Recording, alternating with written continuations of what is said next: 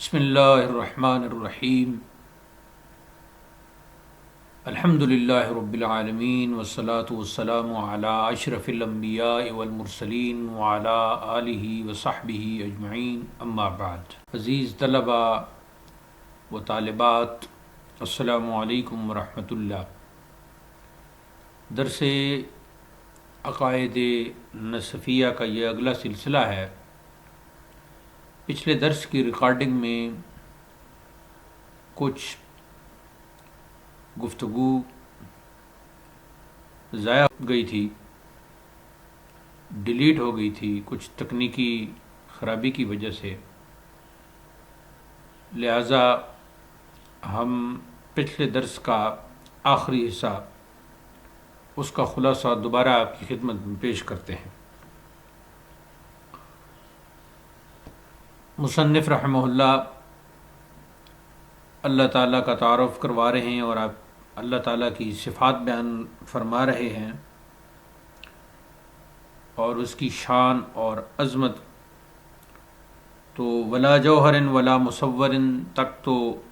Recording موجود ہے اور وہ ہمارے چینل پر اپلوڈ ہو چکی ہے۔ آج آغاز ہوگا ولا محدود ولا معدود ولا متباعد ولا متجزأ ولا مترکب منہا، کہ وہ نہ محدود ہے اور نہ معدود ہے۔ محدود یعنی حد کیا گیا، تو وہ معدود اس لیے نہیں ہے کہ حد اور غایت اس چیز کی ہوتی ہے جس کا حصر اور انتہا ہو سکے، اور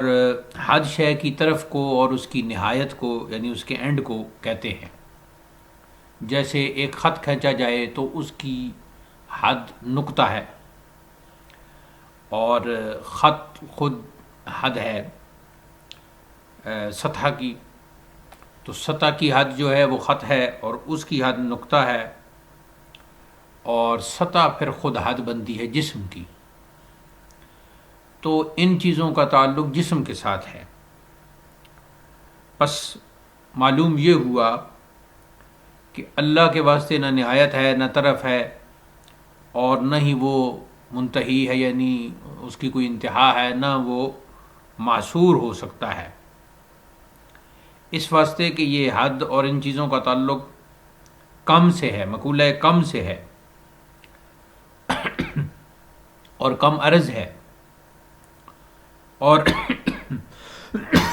عرض اپنے محل کا محتاج ہے، اور جو چیز محتاج ہوتی ہے وہ ممکن ہے۔ تو اللہ تعالیٰ تو واجب الوجود ہے، لہٰذا وہ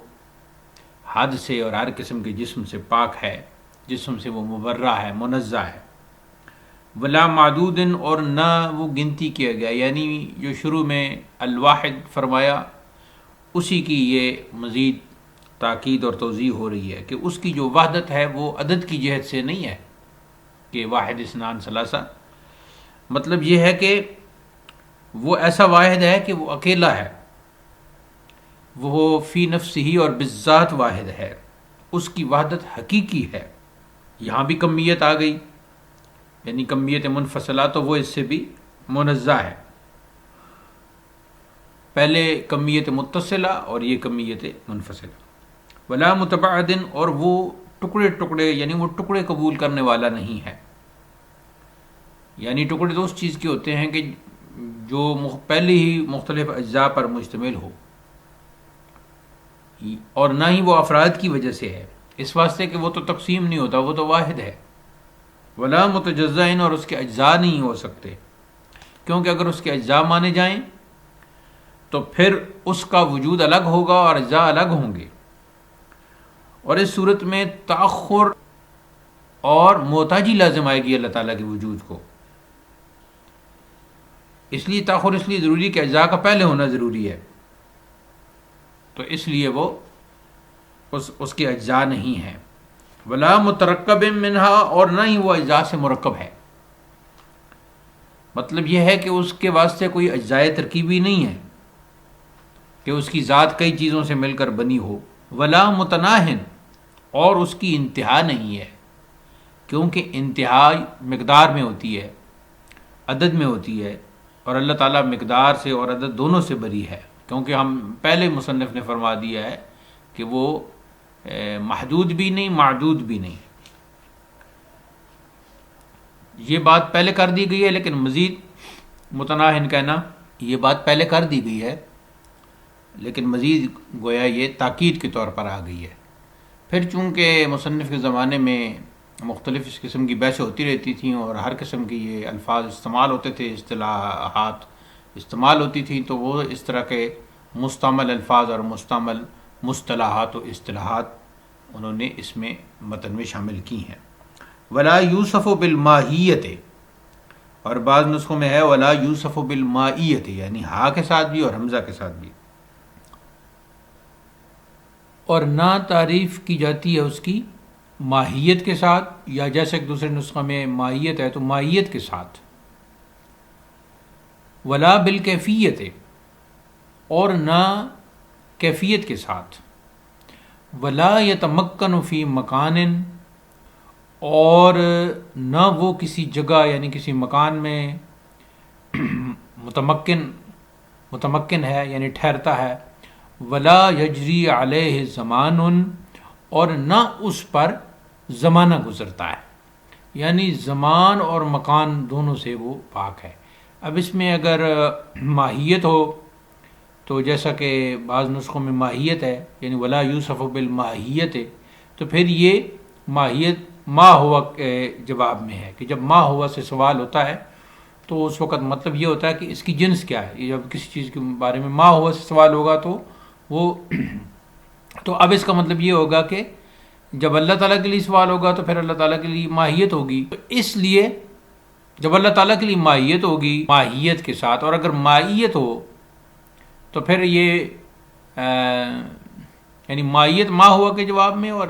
دونوں کا تقریباً خلاصہ ایک ہی ہے. ولا بالکیفیت، اور اس کی تعریف کیفیت سے نہیں ہوتی، یعنی کیفیت جو ہم پہلے پڑھ چکے ہیں، کیفیت مختلف جسم کو جو کیفیات اس کو لاحق ہوتی ہیں، اس میں سردی ہے، گرمی ہے، تری ہے، خشکی ہے، ذائقے ہیں، مختلف رنگ ہیں، سیاہی اور یعنی بیاض اور سواد اور یہ ساری چیزیں. تو یہ تو اللہ تعالیٰ کے لیے عقلاً بعید ہے. اور یہ کیفیت کیونکہ ان کا تعلق، ان صفات کا تعلق اجسام کے ساتھ ہے، یہ اجسام کی صفات ہیں، اور اللہ تعالیٰ کی ذات ہم پہلے ہی پڑھ چکے ہیں کہ وہ جسمیت سے پاک ہے، وہ جسم سے پاک ہے، منزہ ہے. تو اس کے لیے پھر یہ اجسام کی جو صفات ہیں وہ ثابت کرنا یہ محال ہے. ولا یتمکن فی مکان، اور وہ کسی مکان میں نہیں، کیونکہ اس کی کوئی جہت نہیں، اور یہ نہیں کہ دائیں طرف بائیں طرف، یہ جو اوپر کی جانب ہے، نیچے کی جانب ہے، آگے ہے، پیچھے یعنی سامنے، کیونکہ یہ جو جہات ہیں وہ ان کا تو وہ خود خالق ہے. تو پھر خالق کے واسطے یہ ضروری ہے کہ وہ اس مخلوق سے، ہر طرح کی مخلوق سے پہلے ہو، پیشتر ہو. اب جو قرآن مجید کی بعض آیات ہیں تو اس میں پھر علماء نے یہ جواب دیا ہے کہ یہ جتنی بھی مثال کے طور پر یہ اللہ تعالیٰ کا عرش پر استوا، اور حدیث میں بھی آیا ہے کہ پچھلی رات اللہ تعالیٰ آسمان دنیا پہ نزول کرتا ہے، تو اس میں جو جتنی بھی ہیں ان کا یہ کنایاتی، ان کا وہ کنایاتی انداز جو ہے یہاں سے مراد لیا گیا. یہی علماء نے اور مفسرین محدثین نے یہ تصریح کی ہے، یعنی وہ حقیقی معنی پر مشتمل نہیں ہے. تو جہاں بھی ید اللہ فرمایا یا وجہ کا لفظ آیا تو یہ یہاں علماء یہی فرماتے ہیں کہ یہ کنایاتی انداز ہے. اور دوسرا یہ ہے کہ ان ایسی آیات کو آیات متشابہات کہتے ہیں. تو نہ اس پر کوئی زمانہ گزرتا ہے، یعنی وہ تمام زمانوں سے، تمام زمانوں میں، تمام زمانوں سے پہلے، تمام زمانوں کے بعد وہ ہر وقت موجود ہے. تو پھر اس کا زمانوں کے ساتھ کوئی تعلق نہیں، وہ زمانوں سے مستغنی ہے، وہ زمانوں سے مستغنی ہے، اس کا کوئی زمانہ نہیں. یعنی اس پہ کوئی کسی حال میں کوئی وقت، کوئی زمان، وہ احوال کی یہ جو گردش ہے وہ اس میں آتی نہیں کہ یہ ساری چیزیں تو اس کی مخلوق ہے. اور وہ اور پھر یہ چیزیں جو ہیں تغیر اور تحول جو لاتی ہیں تو اللہ تعالیٰ ہر قسم کے، وہ تو قدیم ہے تو وہ ہر قسم کے تغیر سے اور تحول سے وہ بالکل بری ہے، مبرہ ہے، منزہ ہے۔ آگے فرمایا وَلَهُ صِفَاتٌ أَزَلِيَّةٌ قَائِمَةٌ بِذَاتِهِ، اور اس کے لیے ازلی صفات ہیں جو اس کی ذات کے ساتھ قائم ہیں۔ تو یہاں صفات ذاتیہ کا جو ہے وہ مصنف نے بیان شروع کیا ہے۔ تو پہلے جو صفات سلبیہ تھیں یعنی تنزیہات، ان کے بیان سے فارغ ہوئے، تو اب صفات جو صفات ثبوتی کہہ لیں آپ، صفات اثبات جو ہیں ان کا ذکر شروع کیا ہے۔ تو اس میں اس متن کی عبارت ہے وَلَهُ صِفَاتٌ أَزَلِيَّةٌ قَائِمَةٌ بِذَاتِهِ، کہ ایک تو اللہ تعالیٰ کی صفات ہیں، وہ ازلی صفات ہیں اور وہ قدیم ہے، اور تیسری بات یہ ہے کہ وہ صفتیں جو ہے قائمۃ بذاتہ، اس کی ذات کے ساتھ قائم ہیں۔ اب یہ جو ذات کے ساتھ قائم ہے، اس میں یہ ایک سوال ابھرتا ہے کہ کیا وہ بھی پھر اس کی ذات ہی کا ایک حصہ یعنی عین ذات ہیں؟ تو اس کی آگے وضاحت فرمائی وَهِيَ لَا هُوَ وَلَا غَيْرُهُ، کہ یہ جو صفات ہیں لا ہوا، وہ نہیں یعنی اس کا عین نہیں ہے، ولا غیرہ، اور نہ ہی اس کی ذات کا غیر ہے، یعنی نہ تو وہ عین ہے اس کا اور نہ ہی اس کی ذات کا غیر ہے، یعنی اللہ تعالیٰ کی صفتیں نہ عین ذات ہیں نہ غیر ذات ہے۔ تو اس اعتبار سے غیر کا قدیم ہونا لازم نہیں آئے گا اور نہ ہی قدما کا تکثر لازم آئے گا، یعنی اس طرح صفات کی وہ مناسبت سے یہ ہم نہیں کہہ سکتے۔ اس میں تھوڑا سا ان الفاظ کو آپ یاد کر لیں گے تو انشاءاللہ جو مباحث پھر آگے ان کی جو آپ تفصیل آج خود پڑھیں گے تو اس میں پھر آپ کو آسانی ہو جائے گی۔ اب صفات آگے گنتے ہیں وہی العلم والقدرت والحیات والسمع والبصر والارادت والمشیت والفعل والتخلیق والترزیق والکلام، اور وہ صفتیں کون سی ہیں؟ وہ صفت علم ہے، صفت قدرت ہے، صفت حیات ہے، یہ صفت سمع یعنی سننا ہے، صفت بصر یعنی دیکھنا ہے، صفت ارادہ یعنی ارادہ کرنا ہے، صفت مشیت یعنی چاہنا ہے، صفت فعل یعنی کہ کام کرنا، کچھ کرنا، و تخلیق اور پیدا کرنا، و ترزیق اور روزی دینا، رزق دینا، والکلام اور کلام کرنا ہے۔ تو اس سے پہلے بھی یعنی وہ جو شائی اور مرید اور حی اور قادر اور سمیع اور علیم اور بصیر اسماء لکھ کے تو وہاں بھی، لیکن یہ دوبارہ پھر ان صفات کا مصنف رحمہ اللہ نے مزید تاکید اور مزید وضاحت کے لیے یہاں اس کو لائے ہیں، یعنی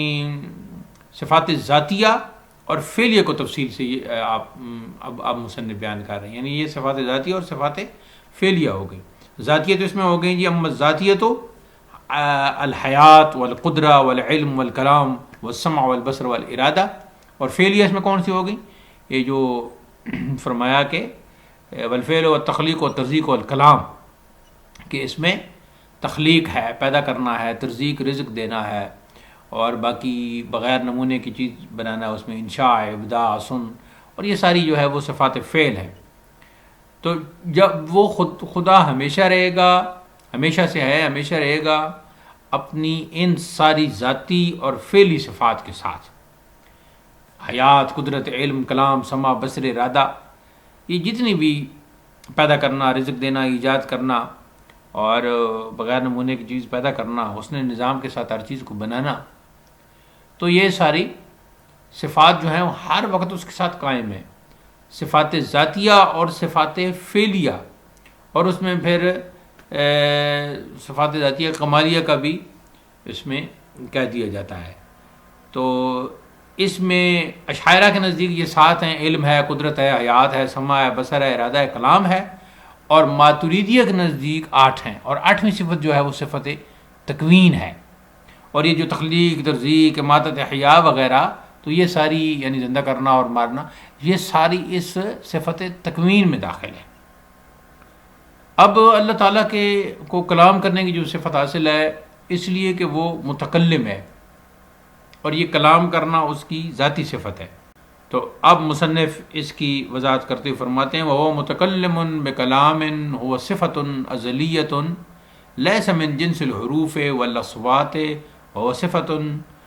مُنَافِيَّةٌ لِلسُّكُوتِ وَالْآفَةِ، اور اللہ تعالیٰ متکلم ہے یعنی کلام کرنے والا ہے، بکلام ایسے کلام کے ساتھ، ہو صفت ازلیت جو اس کے لیے صفت ازلیہ ہے، اور اس کا کلام کیسا ہے؟ لیس من جنس الحروف والاصوات، اور وہ جو اس کا کلام ہے وہ حروف اور آواز کی جنس سے یعنی قسم سے نہیں ہے، یعنی از قسم حروف و اصوات نہیں ہے، وہ صفت منافیت لسکوت والآفا، اور وہ منافی ہے، یہ صفت منافی ہے خاموشی، سکوت کے، خاموشی کے یعنی قدرت کے باوجود کلام نہ کرنا، اور آفت کے لیے، یعنی اللہ تعالیٰ کا جو کلام ہے وہ حروف اور آواز سے خالی ہے۔ اب اللہ تعالیٰ کا جو کلام ہے اس کے دو معنی ہیں کہ اللہ تعالیٰ کا کلام اس کی صفت ازلی ہے، حروف آواز کی قسم سے نہیں ہے، خاموشی اور آفت و کمزوری کے خلاف ہے کہ طاقت کے باوجود کلام نہ کرنا، اور آفت سے مراد آلات کا تابع دار اور ان کا ساتھ نہ دینا۔ تو اس کے دو معنی ہوئے، ایک کلام نفسی اور ایک کلام نفسی، یعنی یہ قدیم ہے، یہ صفت ازل سے اب تک اس کو حاصل ہے، اس کے سبب سے جس سے چاہتا ہے کلام کرتا ہے، جیسا کہ ہم کو صفت کلام حاصل ہے، گو ہم کسی سے کلام کریں یا نہ کریں تو لیکن صفت تو حاصل ہے۔ بس یہ صفت بالاتفاق اللہ تعالیٰ کی جو صفت کلام ہے یہ غیر مخلوق ہے اور اس کے ساتھ قائم ہے، اور یہ کلام الہی اس سبب سے ہے کہ یہ اس کی صفت ہے اور اس کے ساتھ قائم ہے۔ تو دوسرے یہ کہ الفاظ عبارات، یہ جو قرآن کریم کی جو کلام لفظی ہے اور حروف و اصوات سے مرکب ہے، اس کو کلام الہی، وہ بھی کلام الہی ہے لیکن اس کو کلام الہی اس لیے کہتے ہیں کہ یہ سوائے خدا کے کسی اور کی تصنیف نہیں، بلکہ ان کو خاص اللہ تعالیٰ نے نازل کیا، یہ جو حروف ہے اور یہ جو اصوات ہے، یہ جو کلام ہے، یہ جو آیات ہیں۔ بس اس وجہ سے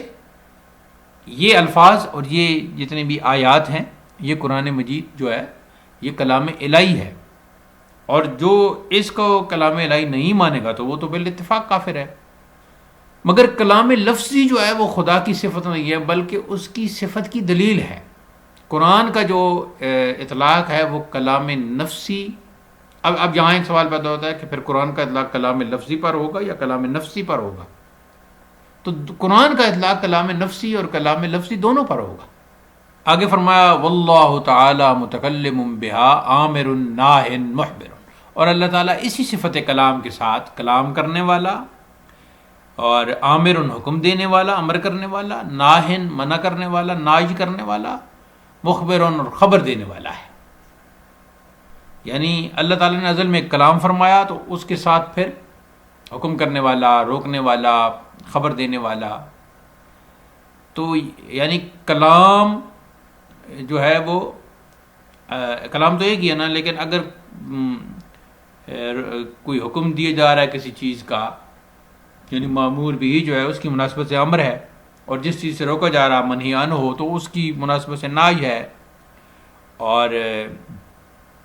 پرانے جو امتوں کے اور انبیاء کی باتیں اور اخبار وغیرہ اور قصے بیان کی جا رہے ہیں تو وہ خبر ہے۔ مگر صنف کلام جو ہے وہ فی نفسی ہی واحد ہے، یہاں یہ نقطہ ذہن میں رہنا چاہیے۔ آگے فرمایا والقرآن کلام اللہ تعالی غیر مخلوق وهو مکتوب فی مصاحفنا محفوظ فی قلوبنا مقروء بألسنتنا مسموع بآذاننا غیر حال فیہا، اور قرآن اللہ تعالیٰ کا کلام ہے جو غیر مخلوق، مخلوق نہیں ہے، اور وہ لکھا ہوا ہے، مکتوب ہے ہمارے مصاحف میں، ہمارے صحیفوں میں، ہمارے ورقوں میں، اور وہ قرآن محفوظ ہے فی قلوبنا، ہمارے دلوں میں، مقروء بألسنتنا، اور پڑھا جاتا ہے ہماری زبانوں پر، مسموع بآذاننا، اور سنا جاتا ہے ہمارے کانوں سے، غیر حال فیہا، نہیں علول کرتا ہے ان میں۔ تو اس میں پہلا جو ہے کہ وہ قرآن جو اللہ تعالیٰ کا کلام ہو وہ غیر مخلوق ہے، تو کیونکہ قرآن مجید اللہ تعالیٰ کا کلام ہے اور کلام اللہ تعالیٰ کی صفت ازلی ہے تو پھر وہ غیر مخلوق ہے، اس لیے قرآن بھی غیر مخلوق ہے۔ انشاءاللہ اگلا جو درس ہے وہ والتکوین صفت اللہ تعالی ازلیۃ وہو تکوینہ للعالم، یہاں سے انشاءاللہ آغاز پذیر ہوگا۔ وآخر دعوانا الحمدللہ رب العالمین۔ سبق کے حوالے سے کوئی سوال، کوئی مبحث سمجھ نہ آیا ہو تو ایک تو یہ ہے کہ آپ اس درس کو بار بار سنیں، اور پھر بھی سمجھ نہ آئے تو پھر کمنٹ باکس میں ضرور کمنٹ کریں، اپنا سوال وہاں لکھیں، تو انشاءاللہ ہم اس کی مزید آسانی اور تسہیل کریں گے اور آپ کے مطلوبہ سوال کا جواب دیں گے۔ والسلام علیکم ورحمۃ اللہ۔